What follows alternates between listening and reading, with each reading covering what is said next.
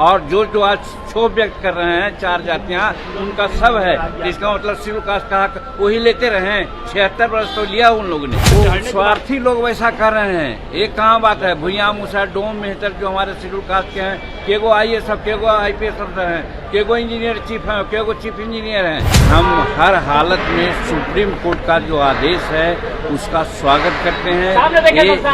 ये जो जजमेंट आया है ये 10 साल पहले आना चाहिए था। जिसको 30% या ऊपर साक्षरता दर है उसको सुविधा मिलनी चाहिए, मैं नहीं कहता हूँ, लेकिन जिसकी साक्षरता दर 7% है, 8% है, उसको तो ज़्यादा पुश करना ही चाहिए। नमस्कार, स्वागत है आपका देशवाद न्यूज में और मैं आपके साथ राजनंदिनी।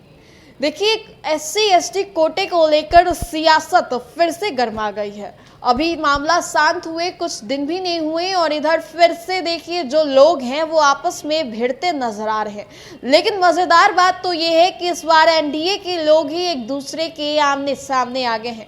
आपको बता दें कि NDA में 2 ऐसे केंद्रीय मंत्री हैं जो एक दूसरे के आमने सामने आ गए हैं। जी हाँ, आपको बता दें कि केंद्रीय मंत्री जीतन राम मांझी केंद्रीय मंत्री चिराग पासवान को स्वार्थी बता रहे हैं। आखिरकार ऐसा क्या हो गया जो चिराग पासवान को केंद्रीय मंत्री जीतन राम मांझी स्वार्थी बता रहे हैं। हालांकि उन्होंने साफ तौर पे स्वार्थी नहीं कहा चिराग पासवान को, लेकिन कहा कि जो लोग इसका विरोध कर रहे हैं, जो इसके खिलाफ बोल रहे हैं, वो लोग स्वार्थी हैं।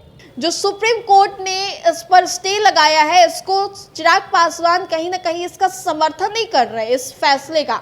लेकिन अब जीतन राम मांझी की हम आपको बात बता दें, जीतन राम मांझी कह रहे हैं कि जो लोग इसके खिलाफ हैं वो कहीं ना कहीं गलत कर रहे हैं, वो लोग स्वार्थी है। पहले आप जीतन राम मांझी का ये वाइट सुनिए। कि जो हो रहा है वो ठीक नहीं है, छुआछूत की अभी भी तो स्वार्थी लोग वैसा कर रहे हैं। एक कहाँ बात है, भुइयां मुसा डोम मेहतर जो हमारे शेड्यूल कास्ट के हैं, केगो IAS, केगो IPS अफसर हैं, केगो इंजीनियर चीफ हैं, केगो चीफ इंजीनियर हैं, और जो आज क्षोभ व्यक्त कर रहे हैं चार जातियां, उनका सब है।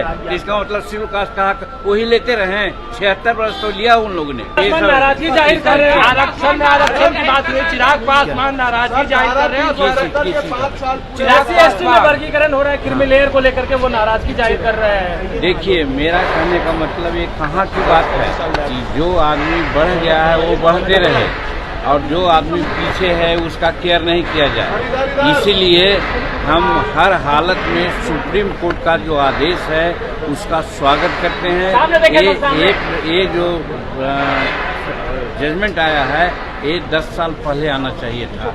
आज स्थिति है, साक्षरता भगवती हमारे अंबेडकर साहब के अनुसार साक्षरता एक मानदंड है सबसे नीचे होने का।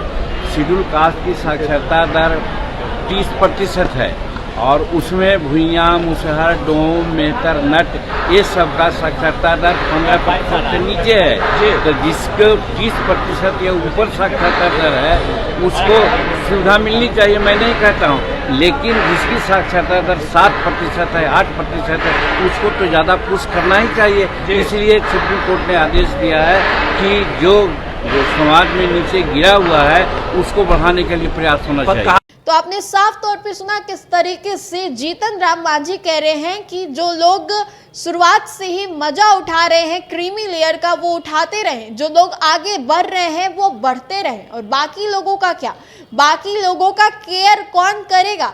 देखिए, आरक्षण के मुद्दे को लेकर लगातार विपक्ष और पक्ष आपस में भिड़ रहे थे, लेकिन ये मामला निकलकर सामने आया है जहां पर NDA के ही लोग एक दूसरे के आमने सामने हो गए हैं।